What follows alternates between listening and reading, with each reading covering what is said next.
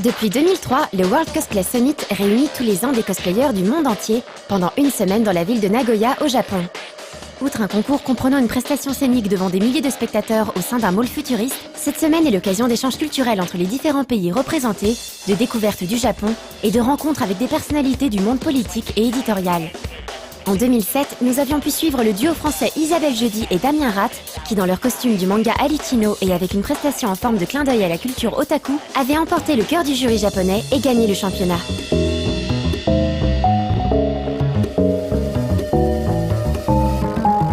En 2008, la sélection des cosplayers français s'est déroulée lors du salon Japan Expo à Villepinte.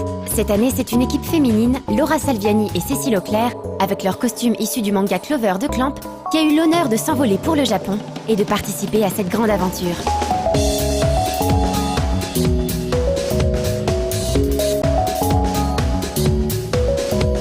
Nous, notre première image du World Cosplay Summit, c'est venu notre première participation en fait en 2007. On ne connaissait pas du tout les principes de ce concours. On s'est renseigné sur les concours de cosplay de Japan Expo en 2007. On a vu ce concours-là, on a été rechercher un petit peu comment ça se passait, que c'était un art international et vraiment cet aspect mondial nous a beaucoup attiré là-dessus. Et ce qui était pas mal, c'était que comme c'était notre deuxième participation, on avait fait une sorte de crash test finalement l'année d'avant. Donc déjà partir au Japon, c'était l'occasion de rencontrer des cosplayers internationaux. Quand on part comme ça au Japon et qu'on va se confronter à des équipes, les meilleures de chaque pays, c'est vrai que c'est une motivation supplémentaire parce qu'on va voir la vision mondiale de la culture japonaise. On a choisi ces costumes de Clover parce que on est des fans incontestés de Clamp, première étape. Deuxième étape, le manga Clover en lui-même, on adhérait beaucoup à tout l'univers qui a un mélange et poétique, super triste, dramatique.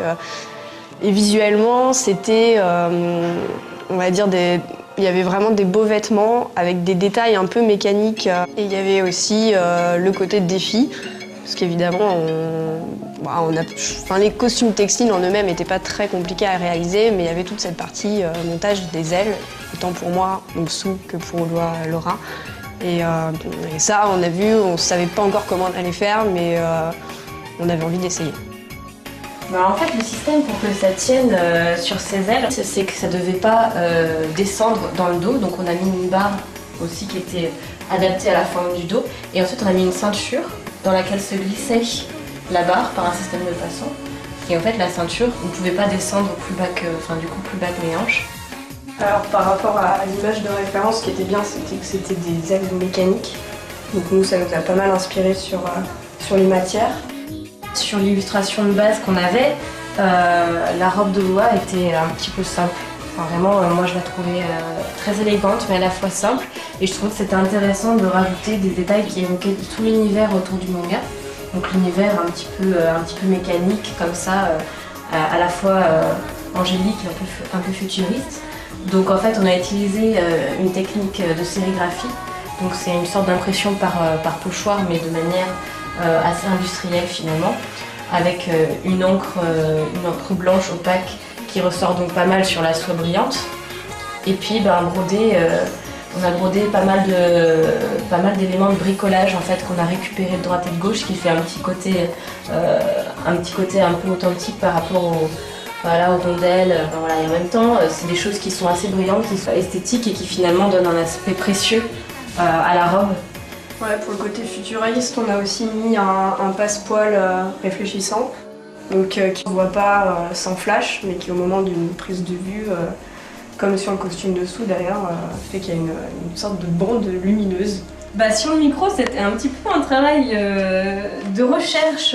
Le carré ici, c'est une boîte de lunettes. Et tout ça, c'est que de la récupération finalement de choses et d'autres. Donc ça c'est pareil, c'est une structure qui était autour d'une lampe. Ça c'était une boucle de ceinture. Ça, cette partie qui tient le cul, c'est un bout de semelle pour les chaussures. Ça c'est pareil, c'est des éléments de lampe. Et ça c'est un pied de chaise. Voilà. Le micro de Loa. puis on a pris l'avion pour arriver finalement à Tokyo, puisque nous étions parmi les équipes invitées d'honneur. Donc nous avons passé 2 jours à Tokyo, nous avons fait donc des rencontres officielles au ministère de l'Intérieur à Tokyo. Donc les jours suivants sont partagés un petit peu entre temps libre, séance photo, et temps très très imposé, visite officielle. On a eu une rencontre assez marrante à la mairie de Nagoya où l'équipe municipale nous a accueillis. Donc le maire, le maire cosplayé, perruque orange, bleach, vraiment à fond. Et puis toute l'équipe avec, c'était déguisés en pâtisserie japonaise. En pâtisserie, en tempura et des voilà. Donc il y avait une énorme. abeille. Il y aussi. avait la mascotte de Nagoya avec nous en abeille.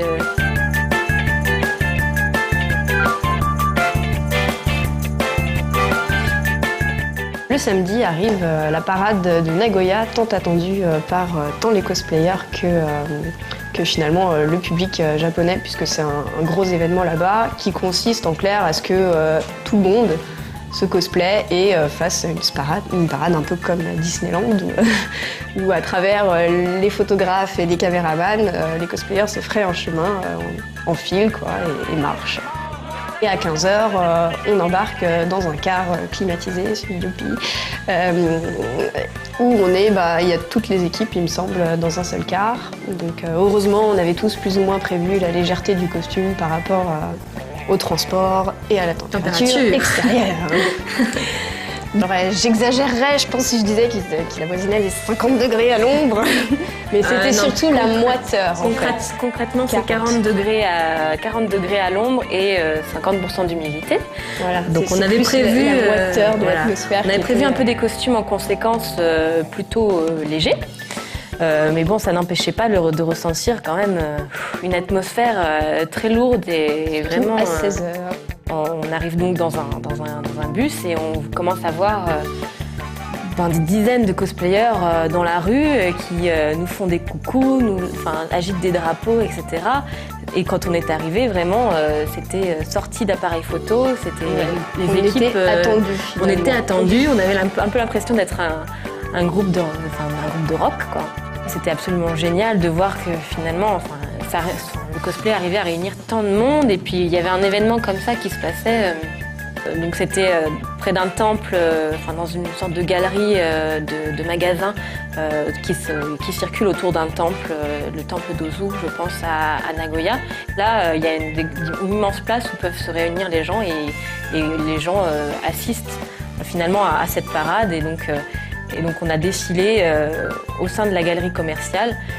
Et puis effectivement cette chaîne se rompait au moment de traverser la route parce que les feux durent assez longtemps là-bas et dès que les gens voyaient que le feu passait rouge, ils arrêtaient la parade et là il y avait le mur de photographes. Le mur de photographes. En 15 secondes, des gens avaient des tabourets, des escabeaux, on savait pas d'où ça sortait, ils venaient de nulle part et boum, un mur.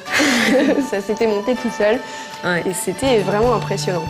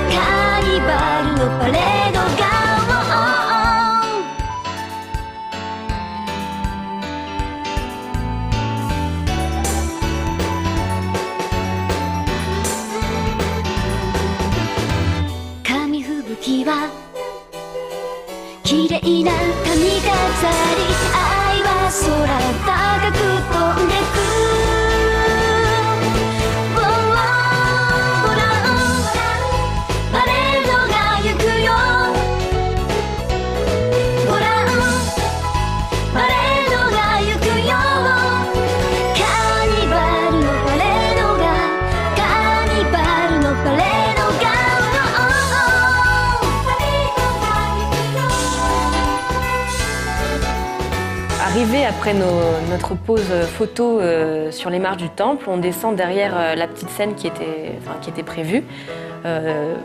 Dans les coulisses, on ne nous explique toujours pas vraiment ce qui va se passer. On voit par contre des dizaines de personnes nous agiter des éventails sous le nez parce que c'était vraiment, tout le monde dégoulinait tellement que c'était vraiment, il y avait un staff éventail. Voilà, mais il n'y avait pas de staff pour nous expliquer ce qu'on allait faire sur cette petite scène. Donc finalement, on monte sur scène avec aucune idée de ce qui va vraiment se passer. Et comme de tradition pendant cette semaine, nous avons commencé. Donc on appelle la France et finalement, il s'agissait tout simplement d'une petite interview, voilà, des petites questions un petit peu banales sur voilà, qui nous sommes, voilà. Pourquoi, qu'est-ce qu'on aime dans le cosplay. Tout s'est bien passé, encore heureux. En plus, nous avions notre traducteur français, Paul, qui était là pour nous aider dans cette situation un petit peu stressante.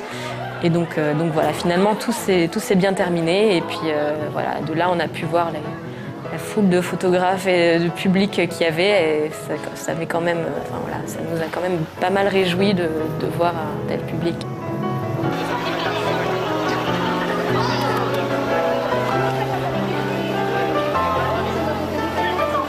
Le jour J de la finale, nous commençons donc à nous préparer dès le matin. C'est un peu le marathon maquillage, coiffage, posage de fossiles, etc. Repassage aussi des robes. Et puis finalement, on s'est accumulé quand même plusieurs petits soucis au niveau de la préparation maquillage. Notamment, nous avons des tatouages, normalement, que nous avions donc imprimés sur un papier spécial. Seulement, dans les conditions de température où nous étions, vraiment la pose de ce tatouage était devenue une opération extrêmement délicate et nous avons juste passé, je crois, une bonne heure à poser chacune un tatouage sur nous. Ce qui était très drôle, c'est qu'on avait quand même prévu de foirer les tatouages. Donc on en avait imprimé 6-7 à l'avance. Oui, on avait imprimé une bonne quantité. Et ils ont fini au frigo pour refroidir et se consolider pendant 4 heures avant de les poser. D'ailleurs, on a croisé des japonaises super gentilles hier soir. On répétait jusqu'à minuit à peu près dans le couloir. Et il y a une femme, je sais pas, d'une trentaine d'années, très belle japonaise qui passe et qui fait « Qu'est-ce que vous faites ?» C'était avec un grand sourire. Et puis bon, on lui a expliqué en anglais un peu. Et elle a compris le cosplay, tout ça. Elle dit « Ah mais c'est génial, et vous venez d'où ?» On vient de France, voilà. Donc on commence à engager la discussion. Elle dit « Bon, c'est quand? C'est demain? À quelle heure? Je veux venir, mais j'ai mon avion à 14h. » Alors là, on a cru qu'elle allait pleurer quand elle a dit qu'elle pouvait pas. Et alors elle nous a dit bonne nuit, elle est repartie. Et 5 minutes après, elle est revenue avec un cadeau pour nous, quoi. Elle nous a ramené 2 tomates hyper bonnes d'ailleurs. Ça fait bien plaisir quand on se sert de petits trucs. Puis c'était trop bien emballé, comme ça fait bien faire, quoi. Mignon. Et après on a vu une journaliste, c'est une journaliste ? Ouais, une journaliste qu'on avait vue à la Japan Expo en fait, qui nous avait croisé là-bas et qui avait dit oui, je chercherai à vous contacter, pour m'intéresser, ça c'était parfait. Et là elle nous croise, elle dit mais je reconnais, vous êtes l'équipe française, blabla. Elle dit un instant et bam, elle revient avec des cadeaux. Avec des cadeaux, donc c'était la soirée cadeau. C'était trop mignon. Et ça doit encore être là, quoi. Bon là il n'y a plus les boîtes, mais c'est trop mignon. C'est super bien emballé. Hop, genre petit origami de tissu et des bonbons. Et des bonbons comme ils savent trop bien faire, enfin voilà, ça fait trop plaisir. Enfin genre hier soir ça nous a bien remonté le moral, on a pensé à autre chose pendant 10 minutes.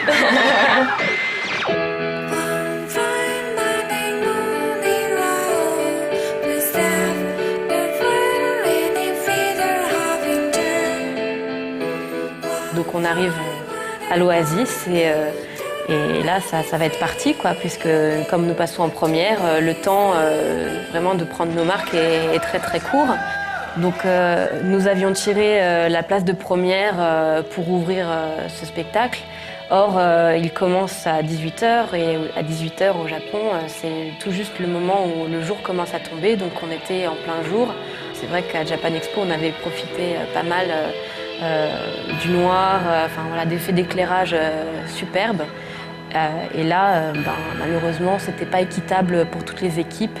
Les 3 premières équipes ont fait leur prestation en plein jour et un quart d'heure plus tard, c'était la nuit et toutes les autres équipes ont pu profiter d'un éclairage, d'effets d'éclairage optimal. L'espace en fait pour accéder à la scène était un tout petit couloir avec des très grandes marches d'escalier. Et c'est vrai que c'était déjà un périple, autant moi pas trop, mais Laura oui, d'arriver à monter les marches avec sa longue robe, ses énormes talons compensés, ses ailes avec leur bande d'envergure. Rien que ça, c'était la petite mission qui faisait transpirer juste avant de passer sur scène, ça mettait bien dans l'ambiance. Et donc là, on a tout juste eu le temps de monter, de se regarder, de se dire c'est bon, tout va bien, il manque rien. Et hop, il y avait la petite musique d'introduction et le France qui apparaissait sur l'écran. Et la musique qui démarre, et là, moi qui rentre sur scène à ce moment-là.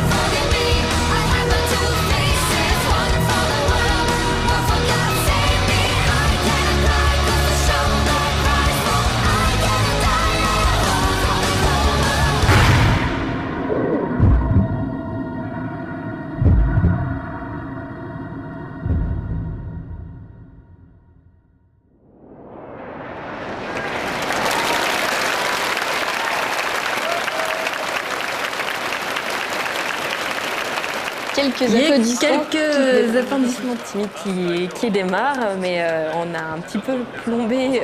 On a eu un peu peur au début que personne n'ait rien compris. Et on s'est relevé en se disant bon bah bide. Mais finalement, en fait, c'était pas ça du tout. C'était plus, je pense, l'émotion générale. Un peu surpris, les gens, je pense, de ne pas se fendre la poire au moment du passage des Français. Les Français, voilà, on s'attendait car plutôt. Cette réputation nous colle un peu à la peau. À la peau, voilà, la France, voilà, on affiche la France, tout le monde. Super, on va rigoler. Et puis en fait, pas du tout. Nous, on a essayé de les faire pleurer. On a essayé plutôt le contraire.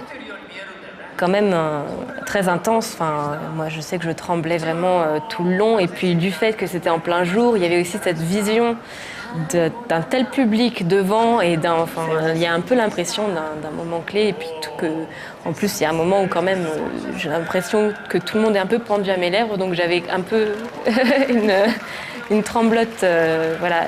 Le bout des ailes qui tremblait. Voilà, c'était un petit peu visible, mais c'était du coup un moment très intense et très impressionnant, et je regarderai un immense souvenir, quoi. Au niveau du classement final, donc l'équipe d'Osaka a obtenu le prix d'honneur essentiellement par rapport à la qualité de sa prestation, qui nous avait beaucoup émus, nous déjà lors des répétitions, et qui était vraiment très émouvante aussi sur scène, enfin, vraiment qui était vraiment travaillée. Il y avait une gestuelle, il y avait quelque chose de très impressionnant. Et ce qui était plutôt original aussi dans cette prestation de l'équipe d'Osaka, c'est que c'était la première fois finalement qu'il y avait quelque chose autour du yaoi, enfin voilà, ouvertement présenté sur scène en cosplay. Donc c'est vrai que c'est quelque chose qui a pu avoir un véritable public derrière cette équipe-là.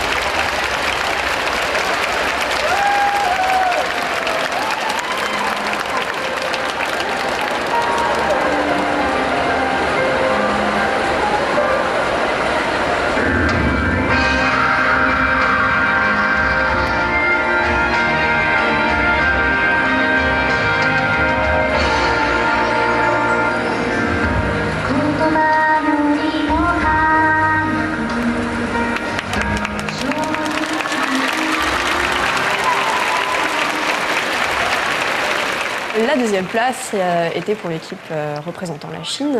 Et ce qui nous a, on va dire pas surprise, parce que c'est vrai qu'au niveau de prestation, c'était de bonne qualité, la chorégraphie était solide, c'était poétique. C'était pas d'une originalité transcendante, mais c'était très agréable à regarder et c'était bien fait. Mais globalement, c'était quand même une équipe qui avait assez bien équilibré entre la qualité de la prestation et la qualité des costumes. Donc c'est vrai que sur ça méritait pas mal une deuxième place, parce qu'autant certains costumes d'autres équipes étaient bien réussis, mais avaient une prestation pas forcément... Enfin, là, j'ai trouvé ça bien équilibré, donc c'était pas forcément l'équipe la plus impressionnante niveau costume, ni la plus impressionnante niveau prestation, mais c'était un équilibre qui a fait qu'elle méritait absolument cette seconde place.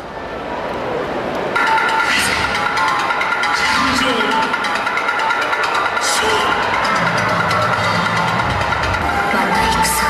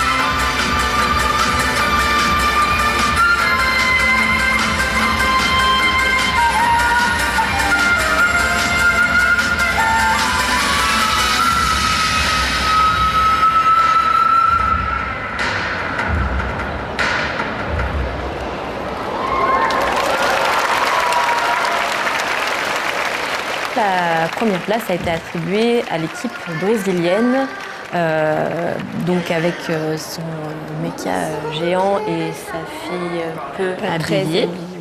Voilà.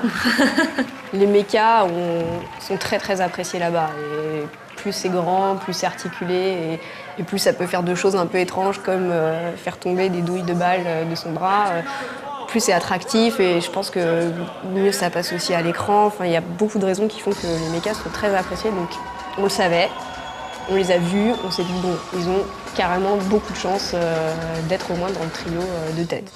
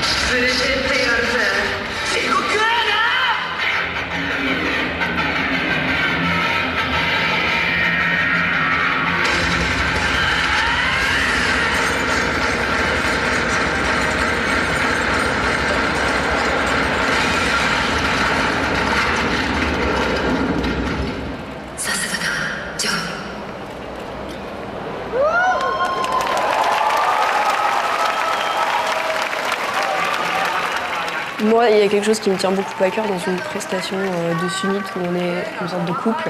C'est finalement la communication entre les deux personnages. Est-ce que finalement on a la sensation qu'il y a une complicité entre ces deux personnes ? Et je trouvais que lors de la presta du Brésil, c'était la fille d'un côté et le mecha de l'autre. Après, on peut aussi dire que nous, on a vu le mecha de près et le costume de la demoiselle de près aussi. Et c'était pas exceptionnellement bien réalisé. Ça avait vraiment de la gueule de loin, mais de près, autre chose qui nous a un petit peu agacés et on pense qu'il a pu les favoriser. C'est pas par rapport à ça qu'ils ont gagné, mais lors de leur prestation, par exemple, au début, il y a une porte qui tombe et qui fait un jet de poussière, qui est notamment de la farine contenue dans la porte. Et nous, de notre point de vue en France, tel qu'on nous a retranscrit les règles du WCS, c'est interdit parce que on éclabousse d'une substance le sol de la scène qui est pour tout le monde et qui peut pénaliser les suivants. Enfin, dans tous les cas, c'est interdit de lancer des choses sur scène. Et en plus de ça, au moment de faire ses tirs, le Brésilien faisait tomber une vingtaine de douilles de son bras qui restaient bien sûr sur la scène derrière. Donc on passait pas derrière eux, mais on pensait quand même au suivant et on pensait surtout au règlement qui visiblement n'était pas le même pour tout le monde. En fait, notre déception par rapport à la première place du Brésil tenait surtout au fait qu'on avait beaucoup apprécié d'autres prestations d'autres équipes, notamment la prestation de l'équipe de Tokyo basée sur le film Nausicaa de Miyazaki, qui pour nous, en tout cas lors des répétitions, avait été une prestation extrêmement touchante et qui très originale, où il y avait beaucoup de recherche, quelque chose vraiment plus profond, plus recherché, qui allait plus loin que le travail qu'avait fait le Brésil. Donc c'est vrai que pour nous, ça a été un petit peu Une des déceptions. Certaines équipes avaient prévu, avaient fait des super beaux costumes de loin, et finalement, en s'approchant, on se rend compte qu'au niveau des détails, il n'y a rien. Il n'y a pas de surprise finalement. C'est ce que tu vois de loin, c'est ce qui est réel, etc.